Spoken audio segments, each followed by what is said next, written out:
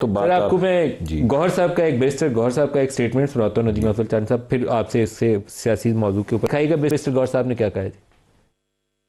खान साहब को सैटरडे और संडे वाली नाइट को शायद हॉस्पिटल लाए गए और उनका एग्जामिनेशन हुआ और फिर वापस जेल लेके गए। ये जो सूरत हाल है, इससे पार्टी और फैमिली में बहुत तशवीश है। मुतालबा करते हैं कि कल फैमिली मेंबरान की मीटिंग हो जाए और खान साहब की सेहत के बारे में हमें तफसील से आगाह किया जाए। नदीम अफजल चांद साहब, ये हेल्थ वाला इशू कोई इतना बड़ा इशू होता है जिसके ऊपर पूरा पाकिस्तान में एक कैफियत है, और इमरान का चेकअप होना है। उनका हॉस्पिटल शौकत खानम ने एक स्टेटमेंट जारी की है कि हम बहुत अच्छा है, वो डॉक्टर है, उनका इत्मीनान है हमें ऊपर, लेकिन कम से कम हमें जाके चेकअप कर लेने दें, हमें भी तसल्ली हो जाए। तो क्या इशू क्या है उसके अंदर, चेक करने दें। देखिए जी, ये तो मुसद्दक साहब बेहतर जवाब दे सकते हैं। मैं तो पहले भी कई दफ़ा आपके प्रोग्राम में कह चुका हूँ कि मुलाकात करवाना या चेकअप करवाना, इसमें कोई हरज नहीं है। और जब आपने मुल्क में आप इस्तेहकाम लाना चाहते हैं, हुकूमतों का तो काम है कि छोटे छोटे इशू रिज़ॉल्व करें और आगे चलें। जिस तरह मुसद्दक भाई ने कहा है कि ट्रेड के ऊपर, एनर्जी महंगी के ऊपर, ये बड़े इश्यूज़ हैं इस वक्त जो दुनिया में हमारे साथ हो रहा है और हम कम्पीट करने जा रहे हैं। या मैं समझता हूँ कि ये जो हमारे मसाइल हैं, हम खामखा इनमें उलझे हुए हैं। अपोजिशन और हुकूमत का आप डेली टॉक शोज़ निकाल लें, प्रेस कॉन्फ्रेंसेस निकाल लें, हाई ऑप्स की मीटिंग्स निकाल लें, तो यही है मुलाकात करवाना, मुलाकात ना करवाना। लॉ एंड ऑर्डर कभी वो कलाब हड़ताल पे हैं, कभी कोई है। तो मेरे ख्याल में इन मामलात से इस्तेहकाम कभी नहीं आया, और इस्तेहकाम ना हो तो नदीम भाई फिर ये ट्रेड जिस तरह आपने कहा 20% एक्सपोर्ट गिरी हैं दिसंबर के महीने में, और जो बेरोज़गारी बढ़ी है एग्रीकल्चर की तबाही की वजह से, और एक्सपोर्ट कम होने में एग्रीकल्चर का भी है। चावलों की एक्सपोर्ट 50% गिर गई। चावल की गिरी है, आलू की एक्सपोर्ट अब नहीं होगी अभी तक, और किन्नों की एक्सपोर्ट गिर गई है। बहुत सारी चीज़ें हैं ना जो आपके पहले थी एक्सपोर्ट सी इन महीनों में होती थी, वो सारी इस वक्त आपका अफगान बॉर्डर बंद होने की वजह से, आपके फ्रेट महंगा होने की वजह से, बहुत सारी वजूहत हैं आपकी इंटरनेशनल मंडियों में आपके। ये तो वजारत तजारत से मुसद्दक भाई तो बड़े मुतमईन नज़र आते हैं। मुझे तो वजारत तजारत का सच्ची बात है, बड़ा ही अफसोस है कि ऐसे निकम्मे लोग बैठे हुए हैं जाके अपनी मार्केट्स में या अपने ट्रेडर से या अपने सनतकार से तो पूछें कि क्या वो मुतमईन है आपकी वजारतों से। सर वजारत तजारत जो है ना, तारीखी तौर पर हमेशा ही नाकामी रही है। ना बरामदात बढ़ाते हैं हम और रोज़ IMF के दरवाजे पर खड़े होते हैं, लेकिन सियासत की तरफ आ जाएं, हम किन इश्यूज़ में फंसे हुए हैं। प्रेस कॉन्फ्रेंस हो रही हैं, तीरा में किसकी जिम्मेदारी थी, लोग बर्फ से निकले हैं कि नहीं, नोटिफिकेशन जेल है या असली है। नेशनल एक्शन प्लान के ऊपर कोई बात नहीं कर रहा। मिल के बैठ के हल क्यों नहीं कर सकते हम इसको। बस ये दोनों जमातों का एक अलमिया है जी, पता नहीं किस अलमिया से अब कब ये पाकिस्तान निकलेगा।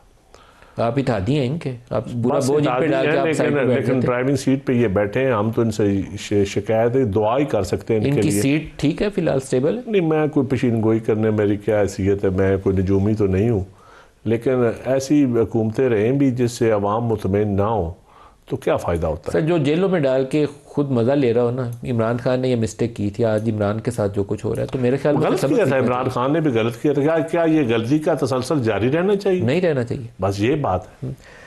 शौकत यूसुफ साहब, इमरान की सेहत के ऊपर पार्टी से जो बयानात आ रहे हैं, कुछ आपके पास ताज़ा तरीन अपडेट भी है या सिर्फ ये सोशल मीडिया जो रिपोर्ट्स है उसी के ऊपर आप ये बयान जारी कर रहे हैं? बिस्मिल्लाहिर्रहमानिर्रहीम, बहुत शुक्रिया। देखिए नदीम मलिक साहब, इस वक्त तो सूरत हाल ये है कि हमें तो मुलाकात की इजाज़त नहीं दी जा रही है। तो गवर्नमेंट का काम होता है कि वो असल हक़ाइक़ सामने ले आती ताकि ये जो इश्यूज़ हैं ये ख़त्म हो जाते। लेकिन बदकिस्मती है, ये वाहिद हुकूमत है जो इश्यूज़ बढ़ा रही है। अब ये तिरा की बात आपने की, तिरा पे यही वज़रात है जो आए रोज़ कहते थे ऑपरेशन होगा होगा, और फिर आप कह रहे हैं जी हमने तो नहीं कहा है। तो ये जो चीज़ें हैं ना, ये ठीक नहीं है इस मुल्क के लिए। बदकिस्मती है कि इस तरह के, बिल्कुल मैं समझता हूँ कि नालायक तो नहीं कह सकता, अच्छा नहीं लगेगा, लेकिन कम से कम संजीदा नहीं है। ये जो आए प्रेस कॉन्फ्रेंसों पे अपना वक्त ज़ाया कर रहे हैं, एक आसान हल था इसका कि जी आपने ऑपरेशन करना है, आपने दहशतगर्दी ख़त्म करनी है, आपने तो उसके लिए तो हमने APC बुलाई थी, उसके लिए 15 नुकाती एजेंडा आपको दे दिया है। आप आते उस पर बात करते, उसके मैकेनिज़्म बनाते, दहशतगर्दी ख़त्म करने में तो किसी को एतराज़ नहीं है। एतराज़ तो मैकेनिज़्म के ऊपर है, तो क्यों मैकेनिज़्म नहीं बनाया गया आज तक? देखे ना, यही तो हम कह रहे थे जो आज ये सिचुएशन बनी है। पहले इन्होंने कहा जी 4 अरब रुपए क्यों रखें, भाई इसलिए रखें, हमें पता था आप कह रहे थे ऑपरेशन होगा ऑपरेशन होगा। तो हमें अंदाज़ा हो रहा था कि अगर खुदा न ख्वास्ता लोग निकलने लगे, अब ज़बरदस्ती उनको निकाला जाए तो फिर क्या होगा? वो तो सारा मलबा तो सूबाई हुकूमत के ऊपर गिरेगा। जब हमने पैसे रखे तो आप कहते जी पैसे क्यों रखे आपने? तो मैं समझता हूँ कि ये कोई गैर संजीदा अप्रोच है, ये नहीं होना चाहिए। इस वक्त मुल्क बहुत मुश्किल में है। ये छोड़े सियासत म्यासत की बातें, आपका मुल्क कितना मुश्किल में, कितने दबाव में आ गए हम। इस वक्त जो ईरान और अमेरिका का इशू बना हुआ है, ये कोई मामूली इशू तो नहीं है ना। अगर ईरान ये जो अमेरिका अटैक करता है या कुछ भी कार्रवाई करती है तो हम कहाँ खड़े होंगे? सऊदी अरब ने तो अपना स्टांस ले लिया, बता दिया है, लेकिन क्या हम कर सकते हैं इस तरह? हमारे में अंदर इतनी जरूरत है कि हम जो अमेरिका के साथ जो दोस्तियां बढ़ाई इतने हद तक हैं कि उनके पीस बोर्ड में भी शामिल हैं, उनके सब हाँ के हाँ में मिलाते रहें। आज हमारे अंदर ये जरूरत होगी, हम उसको इनकार करेंगे, क्या उस इनकार करने के बाद क्या होगा?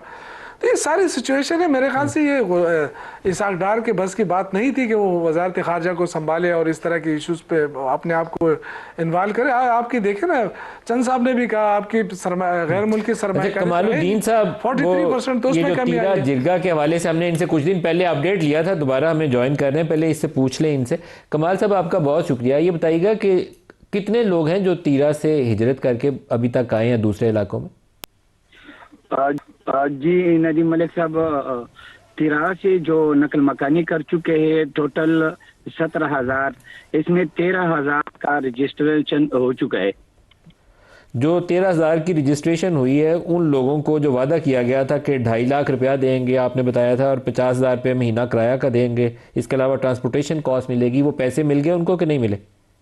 जी उनको ट्रांसपोर्ट का पैसे मिल रही है, और जो रजिस्ट्रेशन पे 2.5 लाख बताया गया है वो रजिस्ट्रेशन कंप्लीट होने के बाद वो मिलेगा, वो उसके बाद मिलेगा। अच्छा, यहाँ लड़ाई ये चल रही है, सूबाई हुकूमत कहती है कि वफाकी हुकूमत ने ज़बरदस्ती निकाला है, वफाकी हुकूमत कहती है सूबाई हुकूमत ने निकाला है। लोग खुद से वहाँ से निकल रहे हैं कि कोई ज़बरदस्ती उन्हें कह रहा है कि जाओ यहाँ पे ऑपरेशन होना है, यहाँ से निकल जाओ? जी नदीम मलिक साहब, बात इस तरह है हकीकत कि ये जो भी रुकनी कमेटी ये आवाम ने खुद बनाई है अपने लिए और अपने लीडिंग के लिए, वो सिलेक्ट किए गए। ये गैर सियासी जो भी रुकनी जरगा कमेटी है, इसमें जो हमारे साथ कमिटमेंट हो चुके हैं, जो हमारा नकल मकानी शुरू है चल रही है, अभी जो चल रही है जो तो हम इसमें मसरूफ है। अगर वफाक जो कह रहे हैं और जो सूबाई हुकूमत का एस्टेब्लिशमेंट का जो मौका पोजीशन है, इसमें हम इन्वाइलेशन नहीं करते और ना हमें ज़रूरत है। अगर हमें ज़रूरत आ जाए तो 24 रुकनी जरगा कमेटी तमाम तर्ज हकायक सामने रखेंगे, इंशाल्लाह तुम्हारे यहाँ पे लेके आएंगे। और हमने जो 24 रुकनी कमेटी ने जो कुछ किया है वो इंशाल्लाह तमाम हकायक पर मुबनी वो इंशाल्लाह मंदिराम पे लेके आएंगे। लेकिन अभी ज़रूरत इसका नहीं है कि हम किसी साइड पे ले, और हमारा जो कमिटमेंट हो चुका है रजिस्ट्रेशन का सिस्टम, ट्रांसपोर्ट का, फूड का, वो चल रही है, इसमें हम मसरूफ है। हमारे ये जो 24 रुकनी आपकी कमेटी थी, इसको यकीन दहानी किसने करवाई थी? सूबाई हुकूमत ने करवाई थी या वहाँ किसी एस्टेब्लिशमेंट के ओहदेदार ने करवाई थी? किसने करवाई थी? जी, इस रुकनी कमेटी का वो जो है ना कमिटमेंट जो हुआ है यकीन दहानी, वो जो है ना रियासत के साथ हो चुके हैं और रियासत ने किया है यकीन दहानी। और इसमें अभी हमें जरूरत इस बात की नहीं है। रियासत में से किसने यकीन दहानी करवाई आपको? जी अभी तो इस पे हम जाना नहीं चाहते है इसका वजाहत की।